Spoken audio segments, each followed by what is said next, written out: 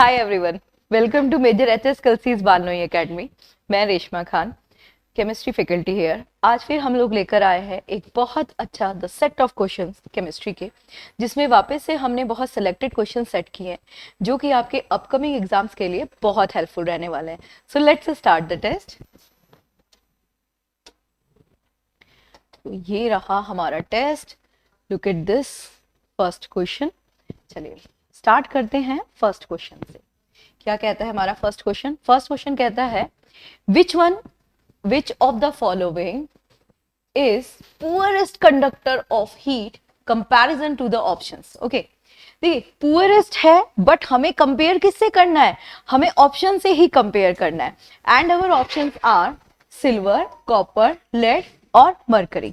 अभी अगर हम इनको कंपेयर करें तो कहीं ना कहीं आप सबको ये बात पता होगी कि मरकरी हीट का कंडक्शन करती ही नहीं है, यानी मरकरी तो पहले ही आउट हो गई, ऑप्शन में हो गई भाई। ओके, रिमेनिंग बचे सिल्वर, कॉपर और लेड। सिल्वर और कॉपर बहुत अच्छा कंडक्शन करते हैं, बट जो लेड है वो पुअरेस्ट कंडक्टर है, इसलिए जो करेक्ट ऑप्शन है वो है हमारा lead. That's why we are using lead as absorbing material.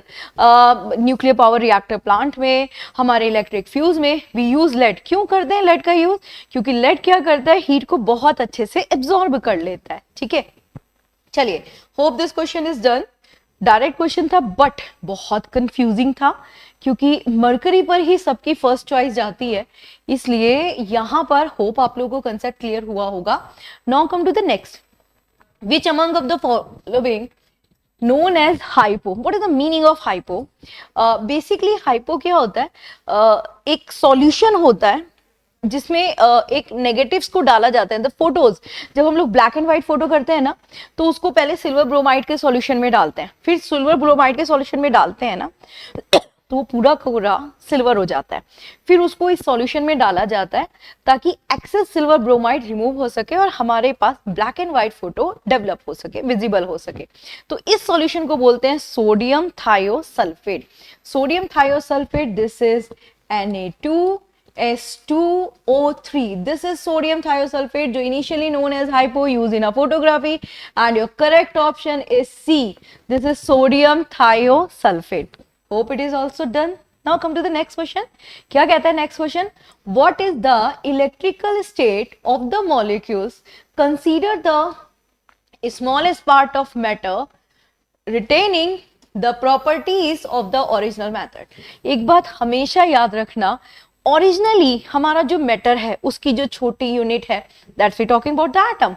Atom का बाय नेचर क्या है ना? जब वो नॉन रिएक्टिव स्टेज में है, या वी कैन से अभी नॉन आयनिक स्टेज में है, अभी उसके आउटर मोस्ट के इलेक्ट्रॉन फ्री नहीं है, तो ऐसी स्टेज में आपका एटम न्यूट्रल है, क्योंकि जितने इलेक्ट्रॉन्स उतने ही प्रोटॉन और स्ट्रॉन्ग फोर्स से बाउंड हुआ हुआ है, that is the nucleic force. इसका मतलब वो कैसा होगा? न्यूट्रल होगा। Okay, now the next, which colour does cobalt oxide impart to glass? देखो होता क्या है, glass is your man made compound, उसमें हम डिफरेंट डिफरेंट मटेरियल्स डालते हैं। किस लिए डालते हैं? कलरिंग देने के लिए। तो कलरिंग के लिए मोस्टली मेटल, नॉन मेटल के ऑक्साइड यूज किए जाते हैं। ऐसे ही हम कोबाल्ट को यूज करते हैं, तो कोबाल्ट ऑक्साइड जो डाला जाता है वो देता है blue colour. It is give you a blue colour. Okay, अब बढ़ते हैं आगे और एक फिफ्थ क्वेश्चन देखते हैं, देन स्लाइड मूव करेंगे। फिफ्थ क्वेश्चन में कह रहा है क्लोरीन का एटॉमिक वेट। ओके, सबसे पहले तो आपको वेट दिया हुआ है और उसमें आपको प्रोटॉन, न्यूट्रॉन और इलेक्ट्रॉन्स के बारे में बात करनी है। इसके लिए आपने क्लोरीन लिखा और आपको पता है एटॉमिक मास ऊपर लिखा जाता है जिसे हम एटॉमिक वेट कहते हैं, और एटॉमिक नंबर Z नीचे लिखा जाता है। तो ये एटॉमिक नंबर कितना होगा? This is 17। देखो एक इजी तरीका बताती हूँ, आप ना एटॉमिक नंबर लर्न कर लो। एटॉमिक नंबर अगर आपका इवन हो तो एटॉमिक मास डबल हो जाएगा, अगर ऑड हो तो एटॉमिक मास डबल में +1। अब देखो 17 का डबल 34 में +1 35, तो ये आ गया 35। अब इसमें निकालिए इलेक्ट्रॉन कितने हैं, प्रोटॉन कितने हैं और न्यूट्रॉन कितने हैं। तो ये जो बॉटम वाला है ना, this is called the number of protons. अभी यहाँ पर कोई चार्ज नहीं है, वैलेंसी नहीं है, तो जब कोई वैलेंसी ना हो तो प्रोटॉन नंबर ऑफ इलेक्ट्रॉन्स के इक्वल होगा, इसलिए ये अगर 17 है तो this is also 17, this minus this is called the number of neutron which is 18, that's mean 17 proton 17 electrons and 18 neutrons. तो हमें ये 18 न्यूट्रॉन्स इसमें दिख रहे हैं, 17 प्रोटॉन्स यहाँ दिख रहे हैं, ये करेक्ट है। लेकिन फिर भी हम आगे ऑप्शंस को देखेंगे, इसमें न्यूट्रॉन्स है प्रोटॉन्स है, रॉन्ग है, क्योंकि 17 न्यूट्रॉन्स 18 स्वैप दे रखा है, 17 न्यूट्रॉन्स नहीं है 18 है, नन ऑफ दिस तो हो ही नहीं सकता, क्योंकि हमने तो ऑलरेडी ए ऑप्शन को मार्क कर दिया है। तो भाई 5 क्वेश्चंस हमारे डन हो चुके हैं, होप आप लोगों को समझ में आ गए होंगे, और द वे हमने इसको कैसे सॉल्व करा दैट इज द इम्पोर्टेंट है ना। और इसमें भी टिक लगाया, अच्छा टिक लगाया था, दैट्स ब्लू। चलो अभी लेट्स मूव, बढ़ते हैं आगे, next next next next question पर आते हैं। क्या कहता है next question? Okay, the next question state which one of the following is not a metalloids. मैंने पहले वाली क्लासेस में आप लोग को मेटल रिएक्टिविटी सीरीज कराई है। मेटल रिएक्टिविटी सीरीज के सबसे बॉटम में आता है टाइटेनियम। इसका मतलब टाइटेनियम क्या है? टाइटेनियम मेटल है। इसने बोला इनमें से कौन सा मेटलॉइड्स नहीं है, क्लियरली हमें दिख रहा है डी, टाइटेनियम। टाइटेनियम क्या है? ये मेटल है, तो भाई या तो मेटल हो सकता है या मेटलॉइड्स हो सकता है, दोनों चीजें एक साथ नहीं हो सकती, इसलिए करेक्ट आंसर हमारा हो गया डी। ओके, लेट्स मूव, आगे बढ़ते हैं। Which of the following chemical is known as Chinese snow. अच्छा एक चीज और, चाइनीज स्नो को ही चाइनीज सॉल्ट भी कहते हैं। चाइनीज बोलने का इसका रीजन ये था कि भाई सबसे पहले चाइना में यूज किया गया। This is your gun powder. Okay, तो गन पाउडर क्या है कि इसको सिल्वर नाइट्रेट बोलते हैं ना, गन पाउडर जो silver nitrate, and silver nitrate हमारा ऑप्शन बी में clear, this is potassium nitrate, sorry silver नहीं पोटेशियम नाइट्रेट। ये ऐसा क्यों हुआ कि मुझे बार बार सिल्वर नाइट्रेट याद आया? रीजन बता दियो। सिल्वर नाइट्रेट हमारी वोटर मार्क इंक में यूज होता है ना, दैट्स व्हाई वो स्टिक करा। खैर सिल्वर नाइट्रेट नहीं है, आंसर है गन पाउडर। और गन पाउडर क्या होता है? This is your potassium nitrate. एक बात और बताती हूँ, पोटेशियम नाइट्रेट की टेंडेंसी है कि अगर आप इसे ऐसे ही रख देना, ये आसपास की ह्यूमिडिटी को अपने अंदर कलेक्ट कर लेता है। इसका मतलब कि अगर हम इसे ऐसे ही अपनी सॉइल में डाल दे तो क्या करेगा? सॉइल को मॉइस्चर दे देगा भाई एटमॉस्फेयर का खींचकर, यानी act as a fertiliser. Second, ये हमारे फंगल इन्फेक्शन जब हो जाता है तो वहाँ की कुछ मेडिसिन बनाने में काम आता है। और गन पाउडर के लिए अगर हमें इसे यूज करना होगा तो हमें इसमें दो चीजें ऐड करनी पड़ेगी। द वन इज सल्फर जो इसके इग्निशन टेम्परेचर को रिड्यूस करे, and the one is carbon जो क्या करेगा? मॉइस्चर से प्रोटेक्शन करेगा कि ये बहुत ज्यादा मॉइस्चर अपने अंदर एब्जॉर्ब ना करे। ठीक है, तो correct formula is silver nitrate which is AgN, क्या हो रहा है? Potassium nitrate, this is KNO3। Okay भाई, चलो 7 तक done. Now come to the 8th question. What do we call the energy required to remove the loosely bound electron from an atom. देखो atom के अंदर जो बाहर इलेक्ट्रॉन्स है वो बहुत लूजली पैक हैं, तो अगर लूजली पैक है, क्योंकि न्यूक्लियस में तो लग रहा है बहुत स्ट्रॉन्ग सा फोर्स, तो उसको हटाने के लिए हमें क्या करना पड़ेगा? हमें आयंस का इन्वॉल्वेशन कराना पड़ेगा, दैट्स मीन हमें आयोनाइजेशन करानी पड़ेगी। तो this is C, this is ionisation. Okay भाई, 8 क्वेश्चंस हो चुके हैं, 9th वाला भी हमें विजिबल है।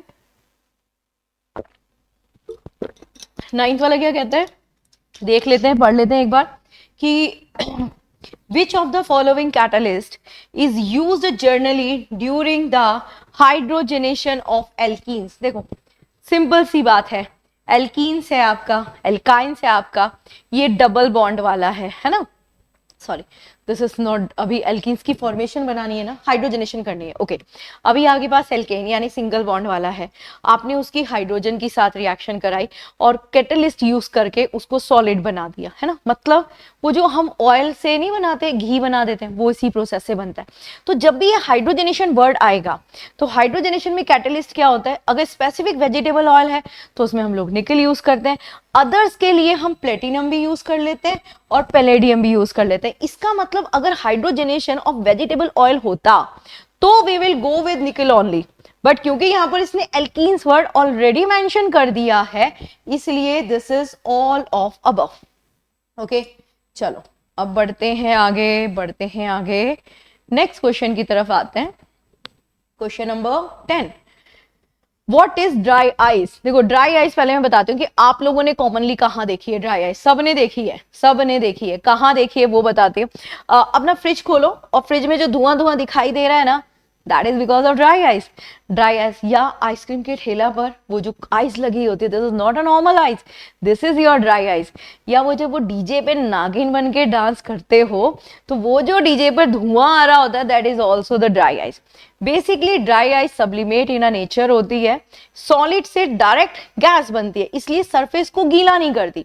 तो कहीं पर भी अगर आपको कूलिंग एजेंट चाहिए और साथ में आप अपने सरफेस को वेट नहीं करना चाहते, तो वहां हम यूज करते हैं ड्राई आइस। ड्राई आइस जो है वो है सॉलिड कार्बन डाइऑक्साइड। तो solidified form of carbon dioxide already given है। तो ये रहा हमारा 10th क्वेश्चन का आंसर कि ये क्या है हमारी, this is solidified form of carbon dioxide. Hope it is done. चलिए बिल्कुल ठीक है। नाउ लेट्स मूव, बढ़ते हैं नेक्स्ट क्वेश्चन की तरफ। विच of the following is not a mixture? इनमें से कौन सा मिक्सचर नहीं है? देखो this is the water, oceans water, मतलब ऑफ कोर्स वाटर है, उसमें सॉल्ट्स हैं, है ना। और table salt, table salt basically हम प्योर सॉल्ट को कहते हैं। प्योर सॉल्ट का मतलब है उसमें इंप्योरिटीज नहीं है, यानी NaCl। एयर हम अच्छे से जानते हैं, the mixture of different different gases. Soil of course the mixture है, सिलिकेट है, और भी बहुत सारे मिनरल्स उसके अंदर मिलते हैं। तो बेसिकली ये भी मिक्सचर, ये भी मिक्सचर, ये भी मिक्सचर, सिर्फ टेबल सॉल्ट एक हमारा ऐसा कंपाउंड है जो कि हमारा क्या है, एक प्योर कंपाउंड की फॉर्म में, इसलिए ये मिक्सचर नहीं है। तो करेक्ट आंसर हमारा हो गया, this is a table salt. चलो नेक्स्ट पर आते हैं। Which of the following is a correct? A colloidal solution is a heterogeneous, colloidal solution is a homogeneous. अब ये बात तो डन है, या तो हेट्रो हो सकता है या होमो हो सकता है। अच्छा सोचिए, क्या कोई ऐसा एग्जाम्पल है जो हेट्रो और होमो दोनों हो सके? सोचिए, यस है, सस्पेंशन। आप पानी के अंदर चौक घोलो, है ना, चौक को अच्छे से मिक्स करो, चौक घुल गई, होमोजेनियस। थोड़ी देर के लिए इसको रख दो नॉन डिस्टर्बिंग पोजीशन में, चौक सेटल होनी स्टार्ट हो गई। अब वी कैन आइडेंटिफाई, ये रहा वाटर, ये रही चौक, यानी ये बन चुका है हेट्रोजेनियस। अभी यहां हम कोलाइडल के बारे में बात करें तो थोड़ा सा कॉन्ट्राडिक्शन है। कोलाइडल देखने में होमोजेनियस लगता है ना, कोलाइडल जो है वो सॉरी देखने में हेट्रोजेनियस लगता है, या हेट्रोजेनियस नहीं भी है we talking about, but yes by nature अगर हम बात करें तो ये हमारा होमोजेनियस नेचर का होता है। ठीक है, this is talking about like sorry उल्टा बोल दिया, दिस इज हेट्रोजेनियस नेचर का होता है। यहाँ पर ये बता रहा है करेक्ट कौन सा है। तो एक तो हो गया हेट्रोजेनियस, लेकिन अभी हम इसे होल्ड करते हैं क्योंकि हमने आगे के ऑप्शंस तो पढ़े ही नहीं है, तो पहले हम आगे के ऑप्शंस तो पढ़ लें। The particle of a colloidal solution can not scattered beam of light. अरे अरे, ये तो कोलाइडल की मेन प्रॉपर्टी है कि ये टेंडल इफेक्ट शो करता है, लाइट को स्कैटर्ड करता है ना। और पढ़ते हैं none of above, none of above कैसे हो सकता है भाई, या तो होमो होगा या हेट्रो होगा। तो करेक्ट इज इट हेट्रोजेनियस। ठीक है, याद रखना आपका जो सस्पेंशन है और जो ट्रू है वो आपका होमोजेनियस है, और जो आपका कोलाइडल है वो हमारा हेट्रोजेनियस है, मतलब हमारा सबका। हाँ, एग्जाम्पल्स की बात करें तो कोलाइडल का एग्जाम्पल ले लो भाई, ब्लड, मिल्क, है ना, बेस्ट एग्जाम्पल है। तो मिल्क में भी आपने जनरली देखा ही होगा, क्या देखा होगा कि लाइक एक तो डिस्ट्रीब्यूशन तो इक्वली होता है, नॉन डिस्टर्बिंग पोजीशन में पार्टिकल सेटल डाउन नहीं होते, बट कई बार देखो एक ऊपर या नीचे जिस वेसल में एक थिक सी लेयर आ जाती है, आती है ना, मलाई बोलते हैं जिसको हम लोग। चलो 12 क्वेश्चन डन हो चुके हैं। अब हम बढ़ते हैं हमारे नेक्स्ट क्वेश्चंस की तरफ, और हमें मिल गए हमारे नेक्स्ट क्वेश्चन। देखते हैं क्या है ये। कहता है which of the following, which of these oats is not an oxide. सबसे पहले क्या हम जानते हैं कि हमारे ओट्स कहते किसे हैं? तो ओट्स हम उसे कहते हैं जिसके अंदर मेटल की परसेंटेज हायर हो। ठीक है भाई, मेटल की परसेंटेज हायर हो, नेचर दे रहा है हमें, हमने खरीदा नहीं है। हाँ, इंप्योरिटीज के साथ मेटल है, उसे हम ओट्स कहते हैं। अगर कम है तो उसे हम मिनरल कह देते हैं। अभी यहाँ पर वो जो दे रहा है ऑप्शंस, उसमें है दिस इज स्पेरेलाइट, हेमेटाइट, क्यूप्राइट और मैग्नेटाइट। अच्छा थोड़ी सी बात करते हैं इसके बारे में, एक एक के बारे में बात करते हैं। क्यूप्राइट जो होता है उसमें कॉपर ऑक्साइड होता है, हेमेटाइट जो होता है उसमें आयरन ऑक्साइड होता है, मैग्नेटाइट जो होता है उसमें मैग्नीशियम ऑक्साइड होता है। बट जो सेफेराइट्स होता है इसमें जिंक होता है, वो भी सल्फेट के साथ, दिस इज जिंक सल्फाइड। तो क्वेश्चन ये था कि इनमें से कौन सा ऑक्साइड फॉर्म में नहीं है, तो दैट इज अवर ए, जो कि ऑक्साइड फॉर्म में है ही नहीं। Is that clear? चलो अब बढ़ते हैं आगे। This is galena. गैलेना जो है ये भी एक ओर है। ये किसका ओर है, ऐसे मेटल के बारे में पूछा जाता है। तो बेसिकली जो गैलेना है ये भी सल्फाइड यानी सल्फर की ही साथ मिलता है, and this is your lead sulphate. तो इसमें से हम क्या करते हैं, लेड को निकाल लेते हैं, लेड को रिफाइन कर लेते हैं। तो इसका जो आंसर है दिस इज लेड सी। ठीक है भाई, इसका आंसर क्या हो गया हमारा, लेड हो गया। नेक्स्ट क्वेश्चन की तरफ बढ़ते हैं। 15 पर कहता है what is the period and the group number of a silicon, जिसका एटॉमिक नंबर 14 आपको गिवन है। तो अब देखो बहुत इजी सी बात है, आप क्या करो, इस 14 का इलेक्ट्रॉन कॉन्फ़िगरेशन कर दो 2, 8 और 4। जितने भी इसमें ये शेल है ना, उतने ही पीरियड में होगा। दिस इज 1, 2, 3, मतलब ये थर्ड पीरियड में होगा। क्या हमारे पास थर्ड पीरियड है? बी सेट बिल्कुल है, या तो सी होगा या डी होगा। ए और बी को उठाओ और एलिमिनेट करो। अब कौन सा ग्रुप होगा? तो हमने देखा इसके आउटर मोस्ट में तो यार 4 इलेक्ट्रॉन है ना, तो इसकी जो वैलेंसी होगी वो 4 से ज्यादा तो नहीं होगी, 4 होगी। इसका मतलब ये फोर्थ वाले ग्रुप में आएगा। और जो हमारा सॉरी जो फोर्थ वाला ग्रुप होता है उसे हम 14th ग्रुप कहते हैं।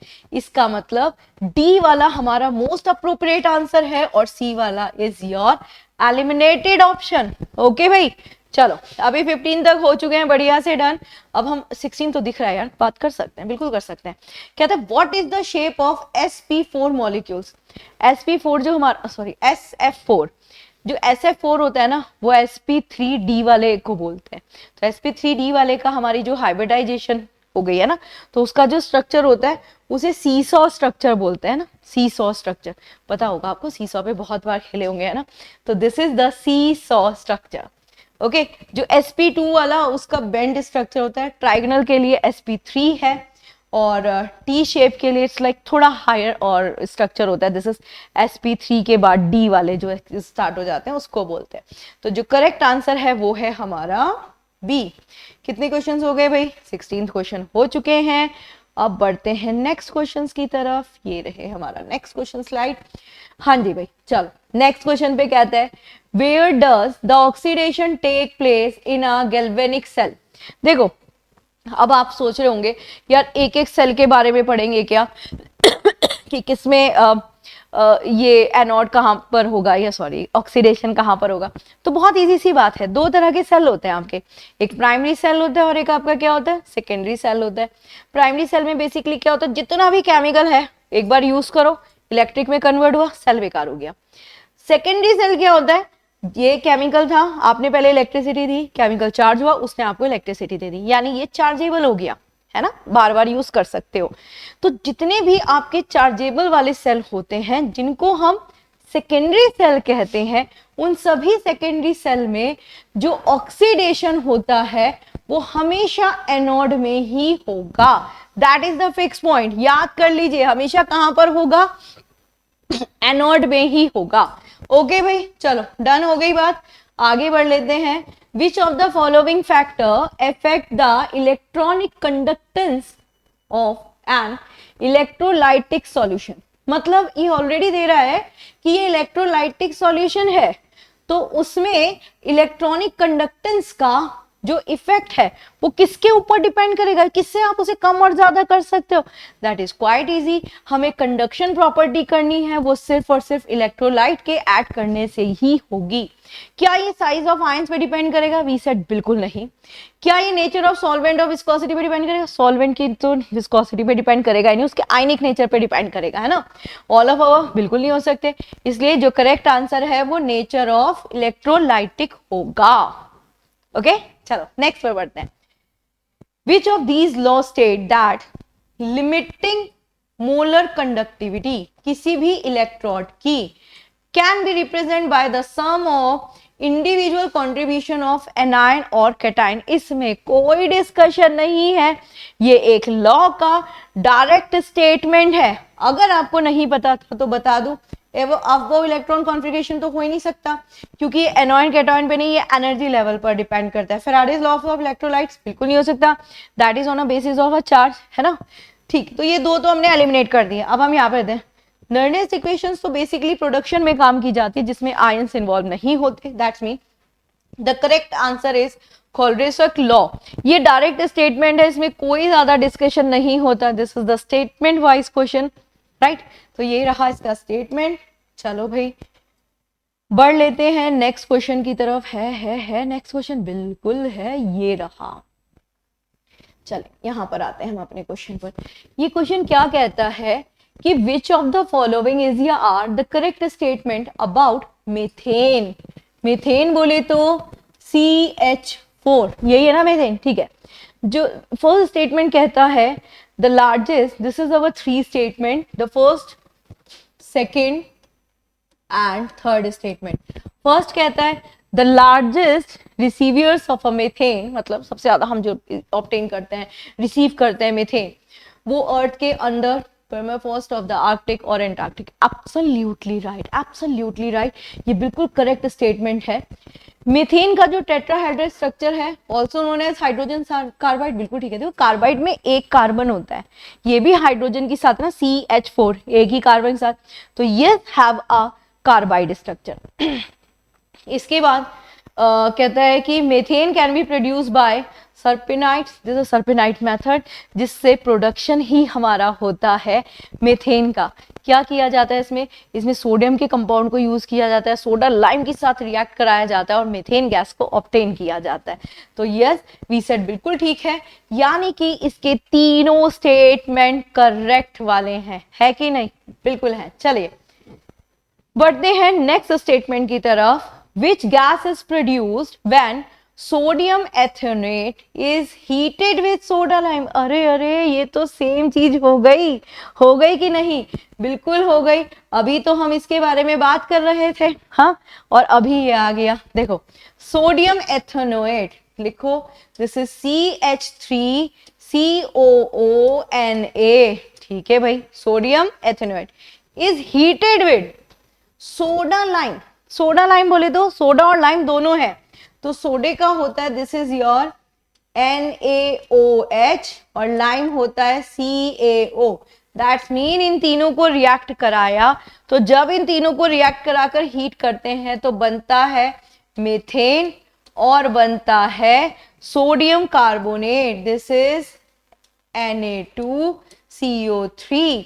तो इसमें क्या पूछा है कि जब क्या सोडियम कार्बोनेट है? ऑप्शन में नहीं है, बट CH4 है, CH4 इज योर मीथेन, और मीथेन है ऑप्शन नंबर A। तो होप इट इज डन। चलो now come to the next question. Next question क्या कह रहा है? इनमें से कौन सा मेलेबल मेटल है? मेलेबल का मतलब समझते हैं। मेलेबल का मतलब होता है जो शीट बना सके। दो प्रॉपर्टीज होती है ना बेसिक वाली, वैसे तो बहुत सारी है, बट दो मोस्टली नियरेस्ट आप लोगों ने हमेशा साथ में पढ़ी होगी, एक मेलेबल और एक डक्टाइल। मेलेबल बोले तो शीट बनाना, डक्टाइल बोले तो कन्वर्टेड इनटू वायर्स, राइट। तो जब हम मेलेबल की बात करते हैं, जो शीट कौन सा मेटल है सबसे अच्छा बनाता है, तो आपने देखा होगा या कभी सुना होगा कि गोल्ड सबसे अच्छा मेलेबल है, गोल्ड के बाद है सिल्वर। अगर नहीं याद आ रहा तो मैं एक बताती हूँ एग्जांपल, शायद याद आ जाए। आप लोगों ने अल्फा स्कैटरिंग एक्सपेरिमेंट पढ़ा है रदरफोर्ड का, उसमें उसने गोल्ड फॉइल ही ली थी। क्यों ली थी गोल्ड फॉइल? क्योंकि गोल्ड जो है वो सबसे ज्यादा मेलेबल है। इवन गोल्ड मेलेबल ही नहीं, डक्टाइल भी सबसे ज्यादा है ना। 1 ग्राम अगर गोल्ड है तो उसे 1 किलोमीटर तक की लंबी वायर बन सकती है। तो जो करेक्ट आंसर है वो है हमारे पास गोल्ड। इनकेस गोल्ड ना होता तो सिल्वर बोलते, इनकेस सिल्वर ना होता तो कॉपर बोलते, इनकेस कॉपर ना होता तो एल्यूमिनियम बोलते। सीक्वेंस देख रहे हैं आप, बस यही याद रखना है। चलो भाई बढ़ लो आगे, नेक्स्ट क्वेश्चन की तरफ बढ़ते हैं। नेक्स्ट क्वेश्चन, नेक्स्ट यहां ये आते हैं हम नेक्स्ट क्वेश्चन की तरफ। ये नेक्स्ट क्वेश्चन है, ठीक, ये रहा नेक्स्ट क्वेश्चन। इस नेक्स्ट क्वेश्चन में okay, just a minute. Okay now look at this question. इस क्वेश्चन में फर्स्ट क्वेश्चन कह रहा है who among of the following invented dynamite. देखो इसमें ना बहुत बड़ी स्टोरी है, मैं आपको पूरी स्टोरी नहीं बताऊंगी, लेकिन मैं आप लोगों को बताऊंगी जिन्होंने डायनामाइट को सबसे पहले बताया था उन्हीं के नाम पर नोबेल प्राइज स्टार्ट हुआ था, नोबेल वर्ड वहीं से लिया गया था। हिंट मिल गई ना, बिल्कुल मिल गई। देखो स्टोरी है वैसे इनकी ना बहुत बड़ी सी, बहुत सारे कमिटमेंट्स हुए थे, सब इतना हमें डिटेल में नहीं जाना है, हमें तो सिंपल देखना है कि भाई डायनामाइट का इन्वेंटेड कौन थे। तो हमने कहा यार नोबेल प्राइज इन्हीं के नाम पर था, हमें एक सरनेम में मिल रहा है Alfred Nobel, that's mean we will go with this. ठीक है, कनेक्ट कर लीजिएगा, याद रखिएगा डायनामाइट और नोबेल प्राइज, याद रहेगा। चलो आगे बढ़ते हैं, नेक्स्ट क्वेश्चन की तरफ जाते हैं। Which of the following chemicals in a automobile exhaust can cause cancer. Basically cancer होता क्या है, क्या होता है, हमारे जो टिश्यूज है ना, जब वो ऑक्सीजन कैरी नहीं कर पाते, है ना भाई, हमारे ब्लड को चाहिए, ब्लड में ऑक्सीजन चाहिए, ब्लड कैरी करता है ऑक्सीजन, ब्लड को नहीं चाहिए ऑक्सीजन, टिश्यूज को चाहिए ऑक्सीजन, और ब्लड उस ऑक्सीजन को टिश्यूज तक पहुंचाता है। तो जब उन टिश्यूज को ऑक्सीजन नहीं मिलेगी, अब वो कैसे नहीं मिले, हो सकता है ब्लड ना लेकर आए, हो सकता है जो टिश्यू है वो ऑलरेडी इतनी उतनी कैरिंग कैपेसिटी जो थी होल्ड करने की वो फुलफिल कर चुका हो, तो वो ऑक्सीजन उसके अंदर जाएगी नहीं। अब ऑक्सीजन नहीं जाएगी तो क्या होगा उसका ओवर ग्रोथ होगी, और उस ओवर ग्रोथ से ही कैंसर कॉज्ड होता है। जब भी हम टिश्यू की ओवर ग्रोथ की बात करते हैं तो टिश्यू के अंदर या हमारी बॉडी के टिश्यूज के अंदर, मसल्स के अंदर, ब्लड के अंदर हैवली सॉल्यूबल वो होता है जिसमें होते हैं आपके कोऑर्डिनेट बॉन्ड, जिन्हें हम डेटिव बॉन्ड भी कहते हैं। कोऑर्डिनेट बॉन्ड कार्बन मोनोऑक्साइड में होता है, जिसके जहां पर भी कार्बन मोनोऑक्साइड हो, आपसे पूछा जाए आपकी बॉडी में हैवली सॉल्यूबल है, दैट इज कार्बन मोनोऑक्साइड। तो वी सेड यहां पर कार्बन मोनोऑक्साइड बिल्कुल ठीक है, फर्स्ट वाले ऑप्शन में हमें दिख रहा है, इसलिए correct answer is carbon monoxide. Lead भी हार्म्ड है, ऑक्साइड्स ऑफ नाइट्रोजन भी नुकसान देते हैं, हाइड्रोकार्बन्स भी नुकसान देते हैं, लेकिन अगर कैंसर कॉज की बात हुई है तो that is your carbon monoxide. Okay चलो लेट्स मूव, आगे बढ़ते हैं। ये कहता है इनमें से कौन सा अच्छा this is like only cross, मतलब मैचिंग वाला है, ठीक है, मैचिंग वाला है। तो बिफोर वी स्टार्ट मैचिंग वाला, मैं थोड़ा सा आपको इसके बारे में डिटेल भी करती हूँ। The first is your aragonite. Aragonites की वजह से ही ये मैक्सिममली हम सिल्वर इसी से ऑब्टेन करते हैं, इसलिए सिल्वर का जो सिंबल बना था वो Ag बना था। Yes silver is in our option, यानी A का 4। देखो A का 4 इन चारों ऑप्शन में से सिर्फ A में है, तो ज्यादा कंफ्यूजिंग नहीं है, करेक्ट आंसर मिल गया इजली। और देखते हैं, फिर हम बात करते हैं बॉक्साइट की। एल्यूमिनियम यानी हमारे अर्थ क्रस्ट पर मिल रहा है, हमारे एनवायरनमेंट में मिल रहा है, ये अबंडेंट ओर्स में कंसीडर किया जाता है। हमारे एल्यूमिनियम को जब हम ऑब्टेन करते हैं, which is the most abundant metal on earth crust, तो हम बॉक्साइट से ही मैक्सिममली ऑब्टेन करते हैं। तो बॉक्साइट का हो गया एल्यूमिनियम। हेमेटाइट अभी ऊपर भी आया था एक और क्वेश्चन में, हेमेटाइट, तो ये आपका आयरन ऑक्साइड होता है, इससे हम आयरन ऑब्टेन करते हैं। एंड क्यूपराइट, क्यूपराइट, क्यूप्रस जितने भी हैं सब कॉपर के ऑक्साइड की फॉर्म में है, इनसे हम ऑब्टेन करते हैं कॉपर को। तो हमारा करेक्ट आंसर तो हमें ऑलरेडी मिल गया था, बट क्वेश्चन की डिटेल भी तो करनी थी भाई, चलो कर ली। आते हैं नेक्स्ट क्वेश्चन पर। 25 क्वेश्चन हो चुके हैं, now come to the next. अच्छा ये टर्म यहां पर यूज किया गया है, दिस इज होमोलोगस, ठीक है। चलो अभी हम होमोलोगस पर जा रहे हैं। होमोलोगस का मतलब क्या होता है? होमोलोगस का मतलब होता है लाइक एक जैसा। क्या होता है होमोलोगस ऑफ एथाइन के बारे में हम लोग बात कर रहे हैं। तो बेसिकली एथाइन में क्या हुआ, आपके ट्रिपल बॉन्ड आए कार्बन कार्बन के, और एक और फंक्शनल ग्रुप कार्बन ऐड हो गया। तो अगर कोई होमोलोगस है तो वो ऐसा ही होना चाहिए जिसमें 3 कार्बन हो और फंक्शनल ग्रुप सेम हो, यानी एडिशनल कार्बन ऐड हो गया हो। तो जब हम ऐसा देखेंगे तो एथाइन का जो होता है वो बेसिकली होता है दिस इज C3H4, क्योंकि कार्बन तो 3 चाहिए, तो कार्बन 3 में H4, this is our correct answer, ठीक है, क्योंकि कार्बन तो 3 ही चाहिए भाई, है ना, एक और फंक्शनल ग्रुप ऐड हो गया, तो दिस इज C3H4। चलो नेक्स्ट पर आते हैं। Maximum carbon carbon bond distance is found in. अच्छा ये ना कंपेयर करना बताती हूँ आपको। कभी भी आपसे पूछा जाए मैक्सिमम किस में है, तो जितने कम बॉन्ड किसके, कार्बन कार्बन के बीच में, उतना ही मैक्सिमम डिस्टेंस। मतलब सबसे ज्यादा होगा सिंगल बॉन्ड में, सिंगल बॉन्ड के बाद होगा डबल बॉन्ड में, डबल बॉन्ड के बाद होगा ट्रिपल बॉन्ड में। तो जो हमारा सिंगल बॉन्ड होता है उसमें एन बोलते हैं ना, तो एन वाले में सबसे ज्यादा डिस्टेंस होगा, दिस इज एथेन। फिर एथाइन आ जाएगा, फिर एथाइन आ जाएगा, डबल और ट्रिपल बॉन्ड का है ना। तो यहाँ पे एथाइन है, दिस इज ट्रिपल बॉन्ड, और ये हो गया डबल बॉन्ड, है ना। ये तो बेंजीन स्ट्रक्चर हो गया, रिंग स्ट्रक्चर को हम बेंजीन बोलते हैं। तो जब भी कार्बन कार्बन बॉन्ड डिस्टेंस होगा we will go with the single bond, और सिंगल बॉन्ड हमारा क्या है, एथेन वाला है, इसलिए the correct answer is ethane.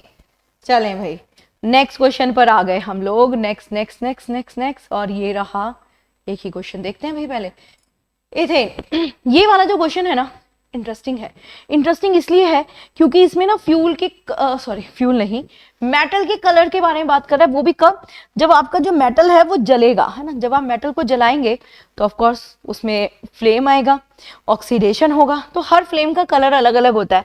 ये कहाँ यूज करते हैं बेसिकली, जब स्पार्किंग हो रही है, यानी क्रैकर्स ना, पटाखे वटाखे वाले जहां पर होते हैं उसमें ये ऐड कर दिया जाता है, तो वहां पर ऐड किया जाता है। चलिए सबसे पहले इसको देखना स्टार्ट करते हैं। देखिए फर्स्ट है आपका सीजियम। सीजियम एक हैवी मेटल है। जब भी आप सीजियम को जलाते हैं तो हमारा जो फ्लेम आता है बेसिकली ब्लू कलर का आता है। ये ब्लू वॉयलेट कलर बोलते हैं इसको, ये आ गया ब्लू कलर का, यानी ए ऑप्शन का हो गया क्यू। ठीक है, और हमने देखा क्यू बिल्कुल है, हमारे ए और डी में है, बी और सी तो हमारे एलिमिनेटेड हो गए, हटा दो, हटा दिए। उसके बाद आता है आपका रुबीडियम। रुबीडियम जो है वो जब भी जलेगा रेड वॉयलेट कलर देगा, जब प्रॉपर उसमें ऑक्सीडेशन होगा, red violet colour. We said B का एस जो है वो हमारा ए ऑप्शन में, मतलब हमें आंसर मिल चुका है, लेकिन फिर भी हम लोग आगे ऑप्शन देखेंगे। पोटेशियम, जब भी हमारा पोटेशियम जलता है तो उसका वॉयलेट ही कलर आता है। जब भी सोडियम जलेगा तो वो आपका ब्राइट येलो कलर देगा, और लिथियम जलेगा तो उसका तो एक ना द पिंकिश रेड वाला जो कलर होता है वो वाला कलर देगा। ठीक है, तो चलिए सारे ऑप्शंस हो चुके हैं, होप समझ में आ गया होगा। अब हम नेक्स्ट क्वेश्चन की तरफ आ रहे हैं, और this is our next question. यहाँ पर भी आपको जो क्वेश्चन दिया है वो दो कॉलम है, एक में मेटल्स है और एक में ऑक्साइड्स फॉर्म्ड ऑन मेटल। अच्छा देखो, वहां पर फ्लेम का कलर था, यहां पर ऑक्साइड का नेचर है। अब आप सोचोगे यार ऑक्साइड तो ऑक्साइड है ना, ऑक्साइड का नेचर की, ऑक्साइड का भी नेचर होता है, सुपर ऑक्साइड, पर ऑक्साइड है ना, या फिर मोनो ऑक्साइड है। ये जो टर्म होते हैं ना, ये सब ऑक्सीजन के लेवल को इन बताते हैं। मतलब जब ऑक्सीजन बहुत ज्यादा हाईली रिएक्टिव हो, या ऑक्सीजन जो है वो ज्यादा एक्सोथर्मिक या ज्यादा रिएक्टेंट हो रही हो, तो उसे हम बोलते हैं सुपर ऑक्साइड। याद रखना सीजियम हमारा हैवीएस्ट मेटल है, हैवीएस्ट मेटल का जब भी ऑक्साइड बनेगा तो वो सुपर ऑक्साइड ही बनेगा। वी सेड ओके, ए का पी, ये तो हमारे सिर्फ एक ही ऑप्शन में, मतलब हमें एक ही से आंसर मिल गया।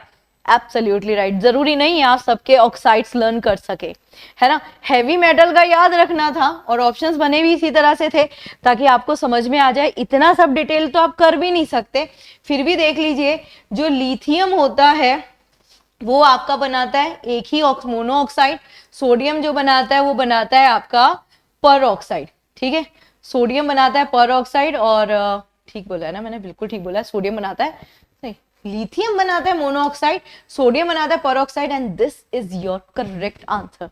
ठीक है भाई, करेक्ट आंसर क्या हो गया आपका, सी, राइट। चलो डन हो गया, बढ़ लेते हैं नेक्स्ट क्वेश्चन की तरफ। नेक्स्ट नेक्स्ट नेक्स्ट, अरे वाह, नेक्स्ट क्वेश्चन तो फिर ऐसा ही आ गया, ऐसा ही मतलब हमारी प्रॉपर्टीज रिलेटेड क्वेश्चन आ गया।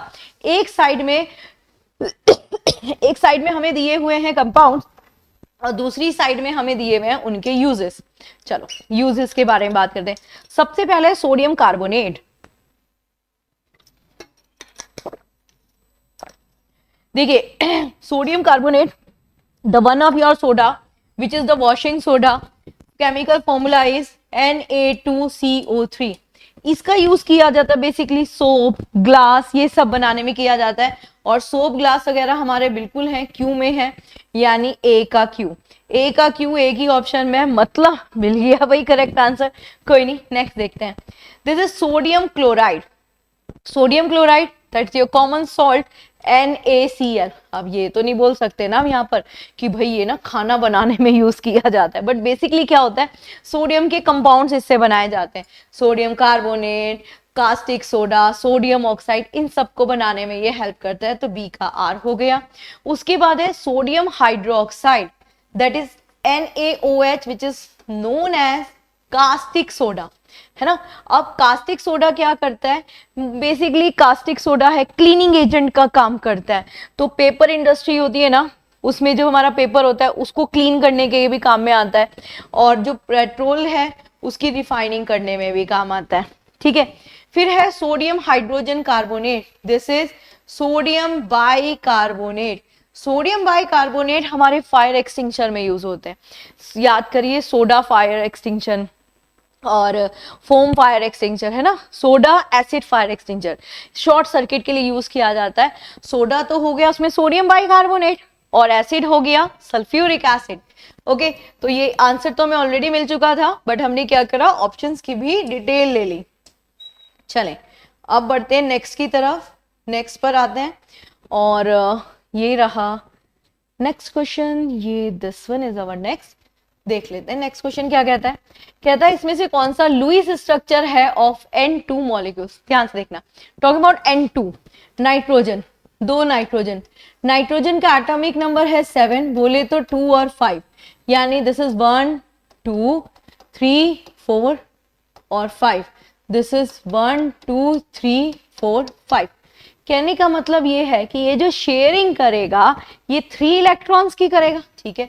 तो इन 3 की शेयरिंग कर ली दोनों ने, ये 2 रह गए, तो ये इस तरह से हो गया, जितने इलेक्ट्रॉन की शेयरिंग उतने यहाँ पर फ्री इलेक्ट्रॉन्स हो गए। तो ये है हमारा ए ऑप्शन में, है ना, ए ऑप्शन हो गया।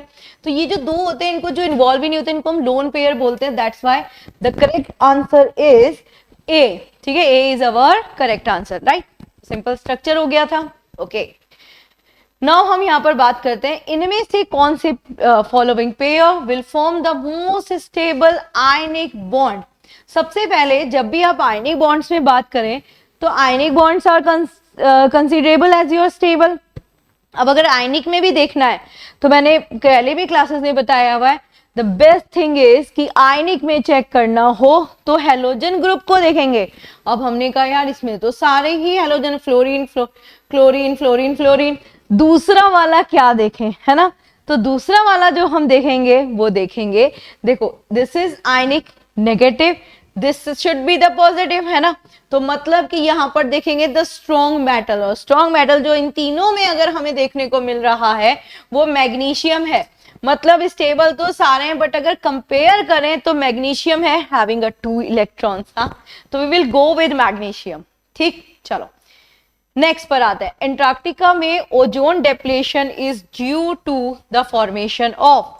अच्छा, ओजोन लेयर का बेसिकली क्या हुआ था कि जो हमारे बहुत सारे ऐसे इक्विपमेंट्स थे जिनसे कूलिंग रेडिएशन निकलती है, उनसे निकलता था CFC। अब मेरी वर्ड्स सुनो ध्यान से, जैसे निकलता था, आजकल सब जगह पर उसको रिप्लेस कर दिया गया है हाइड्रोफ्लोरोकार्बन। तो वो जो हाइड्रोफ्लोरोकार्बन है, अब है ना, पहले था क्लोरोफ्लोरोकार्बन, उससे हमें क्या मिलता था, हमें क्लोरीन नाइट्रेट बनता था। वो क्लोरीन नाइट्रेट सीधा जाके ओजोन लेयर को हार्म करता था, नुकसान पहुंचाता था। इसलिए the correct answer is chlorine nitrate, ठीक है। करेक्ट आंसर क्या हो गया हमारा, क्लोरीन नाइट्रेट हो गया। होप ये बात समझ में आई होगी आपको। और ओजोन लेयर अब तो खैर ये हील भी हो चुकी है, और अब तो ये इक्विपमेंट भी हमारे जितने भी कूलिंग वाले ज्यादा करते थे, कूलिंग वाले बोले तो AC, रेफ्रिजरेटर, है ना, सबसे ज्यादा CFC रिलीज करते थे। अभी लैपटॉप स्क्रीन इन सब से निकलता था, बट अब सबको रिप्लेस कर दिया गया है हाइड्रोफ्लोरोकार्बन से। तो 33 तक क्वेश्चंस हो चुके हैं। Let's move to the another question. कहाँ चलिए पहले ना 34 ही देख लेते हैं। 34 क्वेश्चन कहता है, which one of the following molecules is expected to have zero dipole moment. यार जीरो डाइपोल मोमेंट सबका लर्न करना मतलब उस लेवल पर जाकर बॉन्डिंग करना, नहीं, बेटर तरीका क्या है, आप ये देख लीजिए इसमें से सबसे ज्यादा स्टेबल कौन सी है ना, मतलब गैस कौन सी है। तो जब भी आप स्टेबल गैस के बारे में बात करते हैं तो जो हमारी स्टेबल गैस है वो है हमारी कार्बन डाइऑक्साइड, है ना। सुना भी होगा आपने कि carbon dioxide is considerable as a stable gas. तो जो जितना ज्यादा स्टेबल है वो उतना ही ज्यादा जीरो डाइपोल मोमेंट।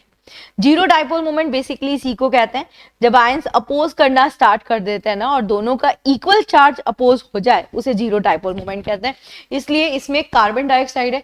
वैसे भी याद रखना कार्बन डाइऑक्साइड इसका जीरो डाइपोल मोमेंट होता है क्योंकि ये सबसे ज्यादा स्टेबल गैस होती है, ठीक है। ओके, नेक्स्ट पर चलते हैं, नेक्स्ट क्वेश्चन की तरफ आते हैं। ओजोन लेयर से ही रिलेट करता हुआ क्वेश्चन है। क्वेश्चन कह रहा है ozone hole refer to first increase the concentration of ozone hole in a ozone layer, reduction in the thickness of ozone layer in a troposphere, reduction in a thickness of a ozone layer in a stratosphere। याद रखना ozone के अंदर ही जो thickness है वो कम हो जाती है। बट यहाँ पर अगर ऐसे क्वेश्चन देखे जाए तो ऐसे क्वेश्चन तो हमारे दो आ रहे हैं, या तो ट्रोपोस्फेयर जाएगा या फिर हमारा स्ट्रेटोस्फेयर जाएगा। तो जो करेक्ट आंसर है वो स्ट्रेटोस्फेयर है क्योंकि इसी पर हमारी ओजोन लेयर होती है, ठीक है। अभी ये भी बता दिया कि किसकी वजह से हो रहा है, अभी ये भी बता दिया कि इसकी पोजीशन कहाँ है। अब आगे बढ़ते हैं नेक्स्ट पर। Identify X Y in a following reaction which is a mixture of X Y.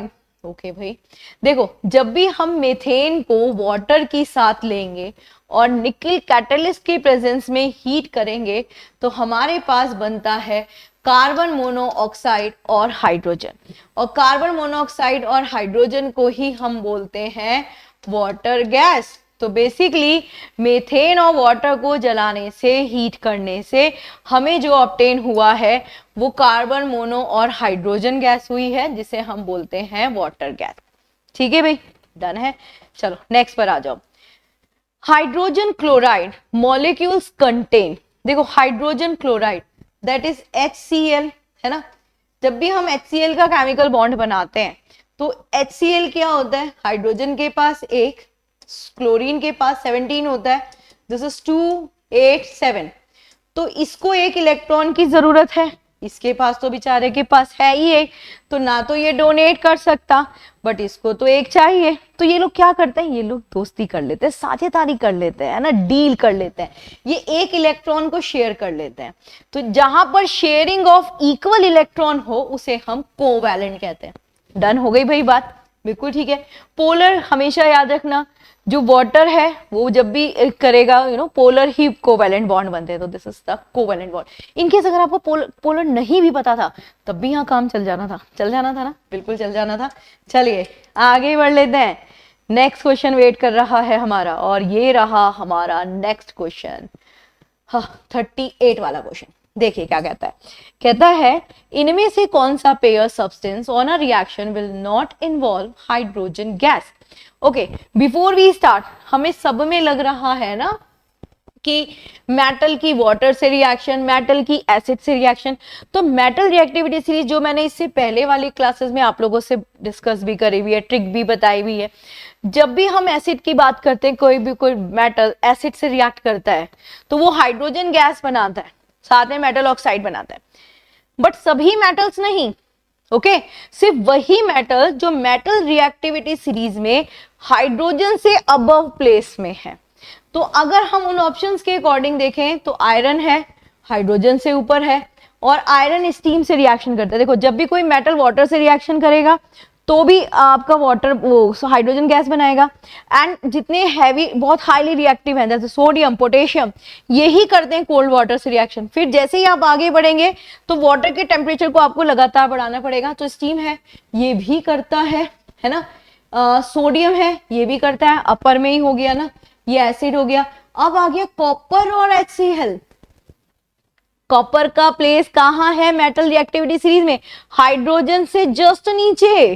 तो मतलब कॉपर कभी भी HCl के साथ रिएक्ट करके हाइड्रोजन गैस प्रोड्यूस नहीं करेगा। ठीक है भाई, चलो डन हो गई बात। नेक्स्ट पर आ जाओ। Bosch process which gas is utilize in the production of hydrogen gas. बताती हूँ क्या होता है ना, टर्बाइन्स होती है ना, बड़ा सा व्हील, इस पर वाटर आकर गिरता है, वाटर का स्टीमी टेम्परेचर हो जाता है, ये यहाँ पर आकर गिर रहा है वाटर, तो यहाँ पर क्या किया जाता है, कोल की लेयर लगा देते हैं, कोल मतलब कार्बन, और उसके ऊपर जब ये वाटर मतलब स्टीम फॉर्म आता है तो ये बन जाता है आपका, स्टीम फॉर्म आता है तो ये बनता है कार्बन मोनोऑक्साइड प्लस हाइड्रोजन। ठीक है, अभी वाटर लगातार आ रहा है, अभी भी रिएक्शन चल रही है, तो ये फाइनली बन जाता है कार्बन डाइऑक्साइड और H2 हाइड्रोजन। मतलब प्रोसेस एक थी, द बोश प्रोसेस, प्रोडक्ट 3 बन गए, कौन कौन से, वाटर गैस को, carbon dioxide, hydrogen, but we always go for a major product hydrogen है, इसलिए वी सेड बोश प्रोसेस से किसका प्रोडक्शन हो रहा है भाई, हाइड्रोजन का।